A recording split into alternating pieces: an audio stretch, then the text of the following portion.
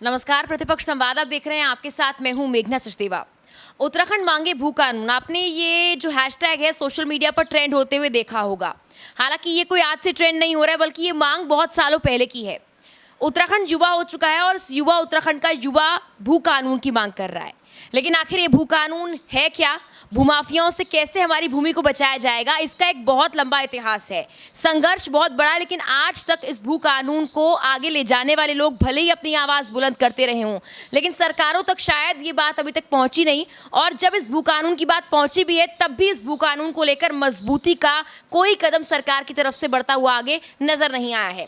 अब उत्तराखंड में नई सरकार बन गई है और नई सरकार बनने के बाद एक बार फिर से भू कानून का मुद्दा जो है वो उठ गया है। हमारे साथ फिलहाल के तिवारी मौजूद हैं और भू कानून को लेकर इनका संघर्ष ये बताता है कि भू कानून को लेकर आवाजें बुलंद की गई, लेकिन उन आवाजों को हमेशा दबा दिया गया। सर, स्वागत है प्रतिपक्ष संवाद पर आपका। धन्यवाद, नमस्कार। सर, इस भू कानून के बारे में बहुत सारी चीज़ें सामने आती हैं और सोशल मीडिया पर हैशटैग भी ट्रेंड हो रहा है, लोग आवाज़ उठा रहे हैं, मांग कर रहे हैं।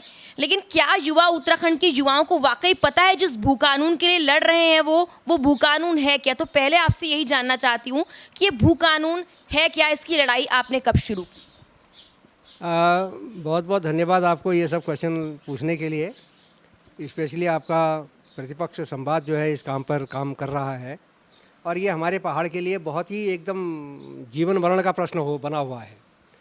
तो जैसा आपने पूछा है कि भू कानून आखिर है क्या, भू कानून की जब बात आती है तो एक व्यक्तिगत आदमी, कोई भी पहाड़ का जो मूल निवासी है, वो इसको अगर समझना चाहता है तो उसे पहले उसकी अपनी ज़मीन के बारे में मालूम होना होगा कि भाई उसकी ज़मीन क्या है पहाड़ में।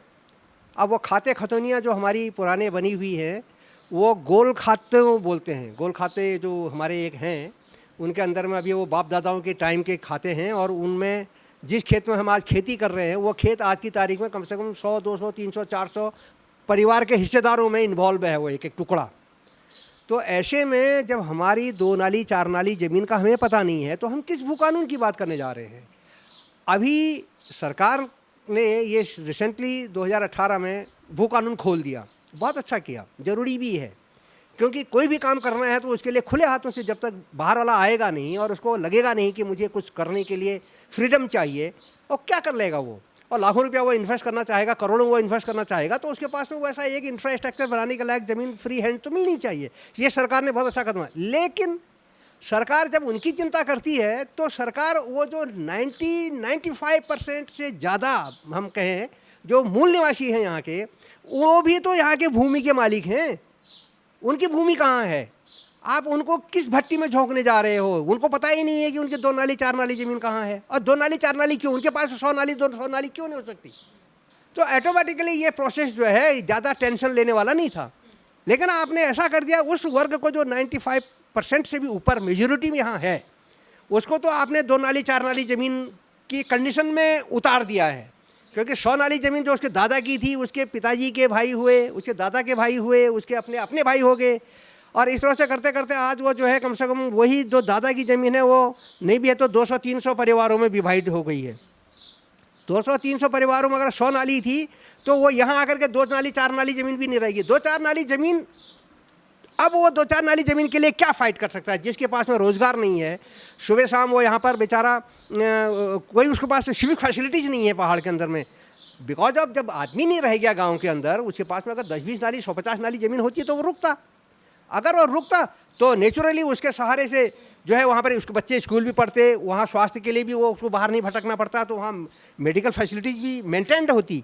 अब पॉपुलेशन नहीं रही गांव के अंदर तो ऑटोमेटिकली डॉक्टर किस लिए बैठेगा गांव के अंदर साहब? आप कहते हो स्कूल में टीचर किस लिए जाएगा साहब जब वहाँ 4 बच्चे पढ़ने के लिए नहीं है?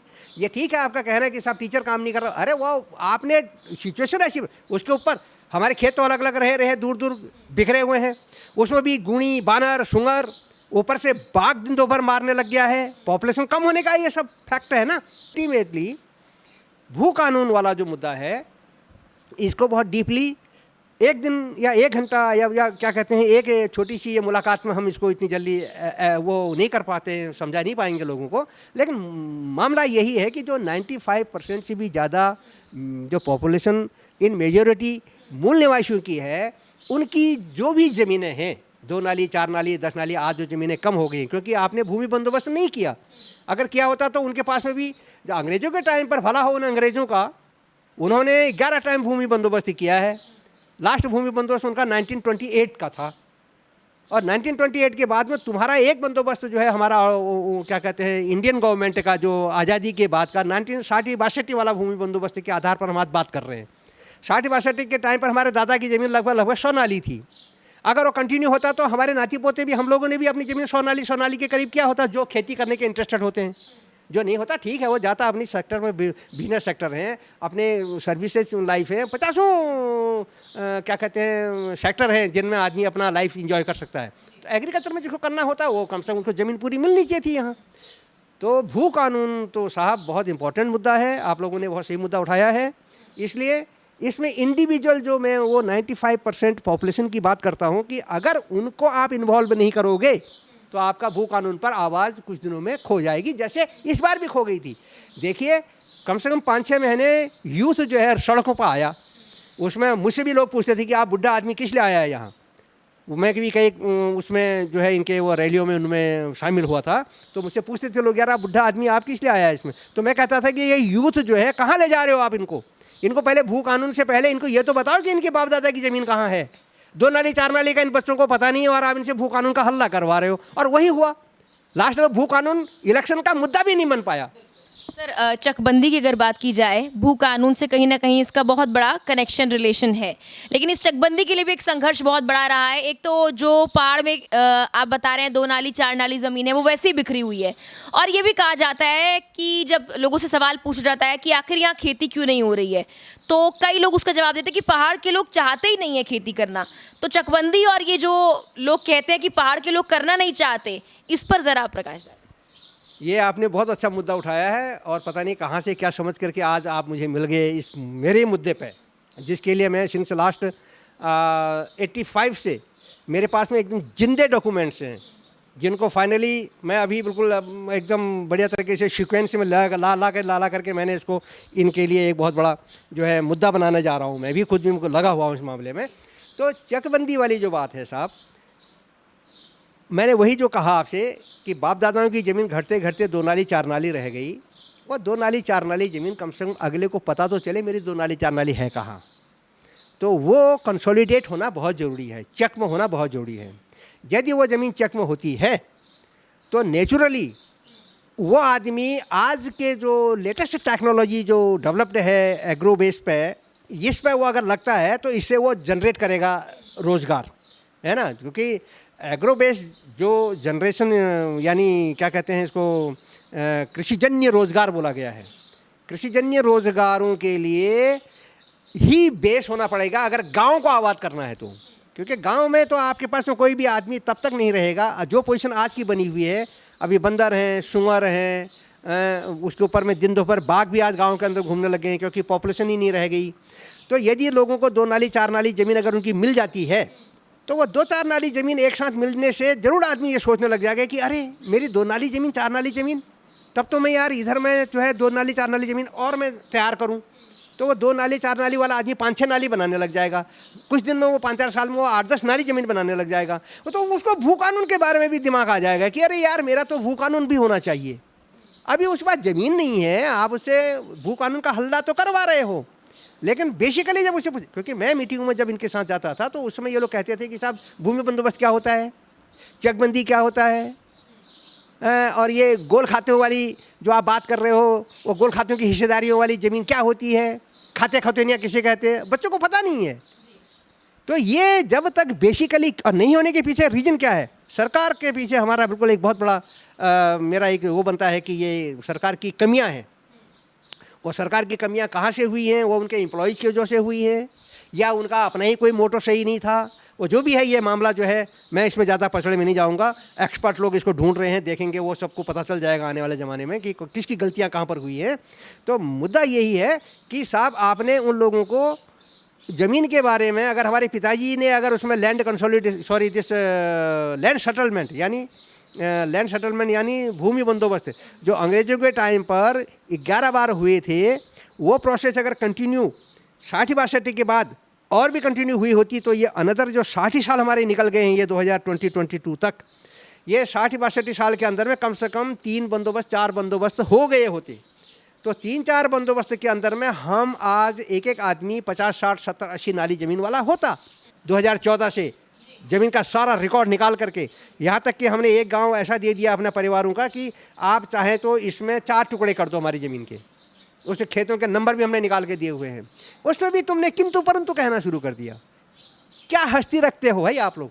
तो जब आप लोग किंतु परंतु ही कहने के लिए यहाँ बैठे हुए तो वेयर शुड वी गो, हमारे पास में कोई स्कोप तो दो हमें, हम कहाँ जाएं। और आज ऐसा नहीं है कि हम कहाँ जाएं कहने के लिए हम तुमसे पूछेंगे। कंप्यूटराइज्ड ज़माना आ गया है, बच्चे से पढ़े लिखे हैं, हर किसी को पता है कि क्या होना चाहिए क्या नहीं होना चाहिए, तो वो अपने हिसाब से करेंगे। बशर्ते आप हम नहीं सकेंगे तो कहो ना, आप नहीं सकेंगे भी नहीं कहते हो और आप अड़ंगा डाल रहे हो बीच में, कभी दिखा रहे हो इधर। तो फाइनली ये चकबंदी वाले मैटर को लेकर के मैंने 2020 में जब 18 में इन्होंने ये जब वो निकाल दिया भू कानून जो अनलिमिटेड लैंड बाहर वालों को देने के लिए, जब इन्होंने वो इन्वेस्टमेंट समिट के बहाने, तो वहाँ पर हमारा कहना ये था कि साहब देखिए आप बाहर वालों को तो पहाड़ के पहाड़ दे रहे हो, कम से कम हमारे गांव वालों को भी तो 10 नाली 5 नाली जिसकी जितनी है उसको वो भी तो दे दो, उसको भी चेक में दे दो ना। तो वो बाहर वाले क्या प्रोजेक्ट लगा रहे हैं उन प्रोजेक्टों को वो भी अपने अपने छोटे छोटे चौकों में वो भी लगाएंगे।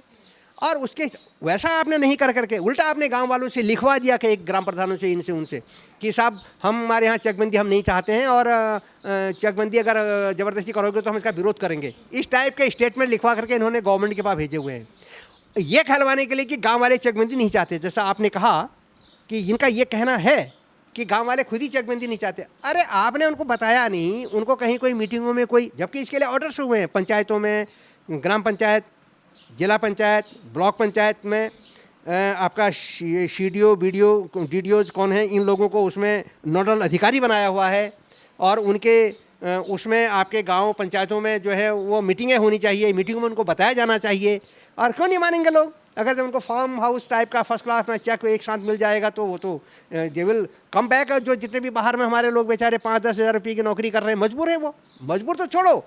एक बहुत बड़ा मुद्दा ये इसमें सामने ये आया कि जब ये कोविड-19 के दौरान बहुत सारे लोग जो वापस आए अपने घर गाँव के अंदर, सरकार का एक स्टेटमेंट था न्यूज़पेपर में कि साहब ये लोग जो है वापस जाना चाहिए इन्होंने अपने अपने वहाँ नौकरी में, वरना जो है इन ये जो मनी ऑर्डर से जो पैसा यहाँ भेजते हैं वो पैसा हमारा आना यहाँ बंद हो गया है। This was the statement of the government कि नौकरी में बेचारा परेशान होकर के जब वो वापस आया कोविड-19 के दौरान, वापस आने के दौरान तुम्हारा मतलब स्टेटमेंट ऐसा आने लग गया कि इन लोगों ने वापस चले जाना चाहिए क्योंकि अभी वो जो है मनी ऑर्डर से जो पैसा वो भेजते हैं यहाँ पहाड़ के लिए वो पैसा आना बंद हो गया है। सर अभी हम पहाड़ के विकास की बात करते हैं, सरकारों का नारा होता है कि पहाड़ का विकास किया जाए, लेकिन पहाड़ का विकास नहीं विनाश हो रहा है ये भी हम जानते हैं। और अभी जब भू कानून की बात आ रही है तो ये मुद्दा उठता है क्योंकि हिमाचल की तर्ज पर यहाँ भू कानून की मांग हो रही है, लेकिन हिमाचल में कोई भूमि अगर कोई बाहर से खरीदता है तो पहले ये कंफर्म किया जाता है कि वो किस पर्पस के लिए खरीद रहा है। क्या वो कृषि है, अगर एग्रो की भूमि है, अगर किसान की भूमि है तो वो किसान के पास ही जाएगी। लेकिन यहाँ पर जब 2018 में आपने खुद भी जिक्र किया कि जो लैंड लिमिट है बढ़ा दी गई कि आप इतना खरीद सकते हैं लैंड, क्या ये यहाँ पर कंफर्म किया जाता है कि एक किसान की ज़मीन किसान ही खरीद रहा है? पहाड़ों में विकास के नाम पर कितना विनाश किया जा रहा है, क्योंकि जब वो अकृषि एक्टिविटीज़ यहाँ पर होंगी, जब यहाँ पर कृषि वाले काम नहीं होगा उस ज़मीन पर जहाँ पर वाकई एग्रीकल्चर होना चाहिए, तो जाहिर सी बात है कि वहाँ पर कोई और प्रोजेक्ट लगेंगे, कुछ और होगा और वो कहीं ना कहीं पहाड़ों का कटान जो है वो भी होगा और उससे विनाश जो है वो बढ़ेगा। हाँ, ये बिल्कुल बहुत अच्छा मुद्दा आपने उठाया कि जैसे हिमाचल की बात ये करते हैं। भाई हिमाचल ने अपना भू कानून वो चकबंदी पहले वहाँ पर स्टार्ट किया था 1971 में, और उस समय ये फॉरेस्ट एक्ट ये वो कई चीज़ें नहीं थी तो उसका बेनिफिट उन लोगों ने लिया। एनीवे वहाँ उन्होंने भू कानून की जो व्यवस्था की है, कोई ज़रूरी नहीं है कि वही भू कानून आज की तारीख में उत्तराखंड में भी लागू हो। ये बीच बीच में जो हम उसकी नकल करेंगे कहते हैं क्या इतनी अकल नहीं है हमारे पास में कि हम अपना अलग से बात करें? यहाँ पर अपनी अकल को अप्लाई करिए। और हमारे पास में यहाँ अच्छे खासे स्कॉलर हैं, कोई जोड़ी नहीं है कि बल्कि उनसे हिमाचल से बढ़िया भू कानून आप यहाँ दीजिए कि हिमाचल भी कल फॉलो करेगा, उनके वहाँ भी प्रॉब्लम हो रही है। तो इन चीज़ों पर तो खैर ये जो मुद्दा है हम लोगों को सोच समझ करके बात करनी चाहिए। सरकार अनसी हवा में या जो भी भू कानून पर बात करने वाले भी सो कॉल्ड वेरी हमारे बहुत सारे जो है ऑर्गेनाइजेशंस है ना, वो सिर्फ सरकार को खुश करने के लिए, जैसे गोदी मीडिया और क्या क्या शब्द निकलते हैं ना, इसी टाइप के लोगों का भी एक वो है कि वो किसी तरीके से ऐसी बात कहे दो कि सरकार खुश हो जाए। इनका जो है फाइनली अभी इन्होंने क्या किया, जब अच्छा अब मैं आपको अपनी एक बात और बताना चाह रहा हूँ, ये शायद आपका क्वेश्चन नहीं था। मैं ये कहना चाह रहा हूँ कि जब सब कुछ है, हमने सारा कुछ करके दिया हुआ है, हमारे सारे रिकॉर्ड प्रूफ हैं, उसके बावजूद आपने एक गांव या दो गांव में पहाड़ में चकबंदी करने के लिए प्लान नहीं लिया। क्या आपके पास में इतनी भी कैपेसिटी नहीं थी? सरकार है, सरकार बहुत कुछ कर सकती है जनता के वेलफेयर के लिए, लेकिन आपने किसी एक गांव को भी टेकअप नहीं किया। तो हमें मजबूर होकर के लास्ट में सरकार को ये कहना पड़ा कि अगर आप करते हैं तो करिए, नहीं तो फिर हम न्यायालय से अपने लिए ऑर्डर करवाएंगे और हम खुद अपनी चकबंदी करेंगे। ठीक है, तुम्हें नहीं करना है मत करिए आप, लेकिन हमको तो अपने बाप दादा की ज़मीन चाहिए ना, तो आप हमको अलाउ तो करो। आप अलाउ नहीं करोगे तो हम न्यायालय से अलाउ करवाएंगे अपने को। अब हम कोर्ट गए तो कोर्ट में भी इन लोगों ने जो है हमको बहुत नचाया, हमारे वकीलों ने भी हमको बहुत नचाया। हमारे पहाड़ी वकील भी पता नहीं या तो वो इनके साथ मिल गए या वो जानते नहीं हैं क्या होता है। फिर मुझे वो सुप्रीम कोर्ट के वो वकील पकड़ने पड़े जो बेचारे जहाँ चकबंदी हुई है, हरियाणा के कोई वकील हैं, एक वकील कोई यूपी के हैं कानपुर साइड के, उन दो वकीलों को मैंने पकड़ा। उनसे कहा, मैंने कहा यार ऐसा ऐसा मुद्दा है, हमारे बाप दादाओं की ज़मीन होते हुए भी हम बंजारों की तरह से यहाँ घूम रहे हैं। हम यहाँ हल्द्वानी में नहीं बैठते, आज हमने हल्द्वानी में 60-70 लाख रुपये पे मतलब का इन्वेस्ट किया है यहाँ। वैरज मैं अपने बाप दादा के वो घर में अगर थोड़ा बहुत रिपेयर करता 5-7 लाख रुपये में मैं अच्छा खासा वेल टू डू और अपनी ज़मीनों में थोड़ा कुछ लगा तो मेरे बच्चों के लिए बेस्ट इन्वेस्ट होता और कुछ पैसा मेरे पास में सेफ साइड में भी होता। वैरज हमने सारा पैसा यहाँ इन्वेस्ट कर दिया बिकॉज ऑफ दैट, क्योंकि वहाँ हमारी कंडीशन ऐसी बना दी गई कि हम गाँव में रह नहीं सकते। अब बताइए, लास्ट में फिर हमने अभी कोर्ट में केस दिया। जैसे कोर्ट में केस हमने दिया तो इन्होंने बैक डेट में सारे के सारे ऑर्डर पास कर दिए हैं। एनीवे, आपने कर दिए हैं तो आप काम भी करो ना, आप किसी एक गांव में करके तो दिखाओ। तो ये हमारी आपके चैनल के माध्यम से मुख्यमंत्री महोदय से स्पेशल कहना है कि अगर वो हमारी बात को सुन सकें या किसी माध्यम से उनके पास में कोई अगर पहुंचा दे हमारी बात को, तो उनसे मेरी हार्टेस्ट रिक्वेस्ट ये होगी कि आप ये जो हालात अभी पहाड़ के हो गए हैं, इसको तुरंत सही लाइन पर लाने के लिए एटलीस्ट किसी एक गांव में आप चकबंदी का एक मॉडल बना दो। ज़्यादा स्टाफ नहीं चाहिए। इन्होंने सारे रेवेन्यू डिपार्टमेंट को बोल दिया कि भाई आप जो है चकबंदी का काम करो। अरे रेवेन्यू डिपार्टमेंट वालों के पास वैसे ही 50 काम पड़े हुए हैं, आप फुल टाइम वो उनको एम्प्लॉय दो ना। आपके पास 707 पोस्टें तो तब से सैंक्शन पड़ी हुई है। मॉडल बनाने से ऑटोमेटिकली लोगों को एक लगेगा कि यस, हमारी गवर्नमेंट ने देखिए एक नई चीज़ हमारे सामने रख दी। जो युवा नहीं जानते हैं भू कानून भी, उसके बावजूद उनकी समझ में आएगा कि भू कानून होता क्या है। आखिरी सवाल है, क्योंकि आपने ये कहा कि एक मुलाकात में इस मुद्दे को समझना काफ़ी मुश्किल है, लेकिन ये जानना चाहती हूँ क्योंकि आपने सरकार, अभी वर्तमान सरकार की बात की, हम सरकारों की बात करते हैं, सरकारें आई और चली गई, कहीं ना कहीं सबने कोशिश की कि वो वोटर्स को रिझाने के लिए इस मुद्दे को उठाए। किसी ने विपक्ष में रहकर कोशिश की, किसी ने पक्ष में रहकर कोशिश की, लेकिन कोई आज तक युवा उत्तराखंड को मजबूत भू कानून नहीं दे पाया। उत्तराखंड अलग हुआ बहुत सारे कारणों से उत्तर प्रदेश से, और अलग राज्य बनने के बाद भी आज उत्तराखंड की स्थिति ये है कि यहाँ से लोग बड़ी संख्या में पलायन कर चुके हैं। यहाँ पर ज़मीन होते भी लोग बंजारों की तरह घूम रहे हैं। सरकार आई और चली गई, लेकिन भू कानून, मजबूत भू कानून कोई उत्तराखंड को नहीं दे पाया है। हाँ, ये तो अभी बहुत बिल्कुल दुख की बात है। इस मुद्दे पे अब जो है आने वाली जो हमारी सरकार है, इन्होंने इसको संज्ञान में लेकर के और एक बढ़िया तरीके से ओपन डिस्कशन करनी है इस पर। कोई इसमें हमारी हम कोई चोरी नहीं कर रहे हैं या हम कोई किसी के दबाव में नहीं कर रहे हैं, क्योंकि हमने अपनी फ्यूचर जनरेशन को, आज के मुख्यमंत्री हमारे हैं, देखिए वो ईश्वर की कृपा देखिए आप, 6 महीने 5 महीने वो उधर मुख्यमंत्री ज़रूर रहे, लेकिन उनका कार्यकाल लोगों को पसंद आया। भले ही वो कुछ उनका अपना चुनावी क्षेत्र में जो भी रहा होगा प्लस माइनस, वो वहाँ पर से नहीं जीत पाए, लेकिन लोगों ने उनको जो है अपने उसमें दिल में बिठा रखा है और ये आवाज़ जो है वहाँ तक पहुँची है ऊपर तक। और ऊपर वालों ने भी इस चीज़ को महसूस किया है कि हमारे पास में यंग आदमी जो एनर्जेटिक 5-6 महीने के अंदर में जो करके दिखाया। इश्यूज बहुत होते हैं, जीतना हारना चलता रहता है, लेकिन सरकार ने जो है हमारी जो बीजेपी गवर्नमेंट ने उनको जो है बोला कि ओके, इन्हीं को हम आगे करेंगे। और आज वो भगवान की कृपा से हमको जो एक यंग मिला हुआ है, आने वाले हम तो चाहते हैं कि ये आगे हमको चेहरा बदलने की ज़रूरत ही नहीं पड़ेगी। हमेशा पार्टियों के पास में ये प्रॉब्लम होती है ना कि साहब आप किसको चेहरा देंगे, आप किसको चेहरा देंगे, अगला चुनाव के लिए कौन चेहरा है। ज़रूरत नहीं है कोई चेहरा देने की, चेहरा सामने खड़ा हमेशा के लिए आगे के लिए आ गया है। तो इसी तरह से इन लोगों को भू कानून का जो भी मुद्दा है वो चेकबंदी के माध्यम से आप लाओ इसको, क्योंकि चेकबंदी का मतलब, मेरा कहने का मतलब है, बड़े दायरे पर आप भू कानून की बात करते हो तो आप पहले उसको इंडिविजुअल को भी तो इन्वॉल्व करो ना उसमें। और इंडिविजुअल तभी इन्वॉल्व होगा जब उसके पास तो 2-4 नाली उसकी जो बापदादाओं की ज़मीन है। ऐसा नहीं है 2-4 नाली नहीं है यहाँ पर, 40-40, 50-50, 30-30, 25-25 नाली मेरी अपनी आज की तारीख में। हम पिताजी की ज़मीन हमारे पास में करीब 35 नाली ज़मीन है। 35 नाली ज़मीन अगर हमको एक साथ मिल जाती है उन 35 नाली ज़मीन में, तो हम कम से कम नहीं है तो 20 लाख रुपया साल का एनुअल टर्नओवर हम ले सकते हैं उससे। हमारे पास जो ज़मीन आज की तारीख में है 35 नाली ज़मीन से कम 15-20 लाख रुपया का एनुअल टर्नओवर हम ले। इतना हम नुकसान खा रहे हैं। ये नुकसान सरकार क्या हमको मुआवजा देगा क्या इसका? सरकार क्या हमको इसका मुआवजा देगी? देना चाहिए नियम से। आपके वजह से हमारी ज़मीन वहाँ पर वो अनयूज्ड पड़ी हुई है और बैरन पड़ी हुई है, और जो है उसमें चीड़ के और इनके उनके पेड़ हो रहे हैं जो किसी यूज के नहीं है, और आपने ऐसा कर दिया कि उन पेड़ों को हम नहीं काट सकते। अब ये तो फिर एक दूसरा मुद्दा है, उस पर हम फिर बात करेंगे कभी। तो बहुत बहुत धन्यवाद। हाँ जी, बोलिए और आगे कुछ। धन्यवाद सर वक्त अपना हमें देने के लिए। सर ने कहा कि एक मुलाकात में भू कानून को जानना और उसके संघर्ष को जानना शायद नामुमकिन ही हो, क्योंकि बहुत सालों से सर संघर्ष कर रहे हैं और ये संघर्ष जो है वो अभी तक सरकारों के कान तक पहुंचा लेकिन जू नहीं रेंगी है। अब बहुत उम्मीदें हैं युवा मुख्यमंत्री से, पुष्कर सिंह धामी से, और कहीं ना कहीं जिस तरह से बाकी चीज़ों को लेकर वो आगे बढ़ रहे हैं, अगर ये उम्मीद वो पूरी कर देते तो वाकई जैसा कि इन्होंने कहा कि कोई और चेहरा तलाशने की ज़रूरत नहीं पड़ेगी जी। और लेकिन सवाल यही है कि इस युवा उत्तराखंड को क्या वाकई युवा मुख्यमंत्री एक मजबूत भू कानून दे पाएंगे? ये तो आने वाला वक्त ही बताएगा। फिलहाल के लिए इतना ही। नमस्कार।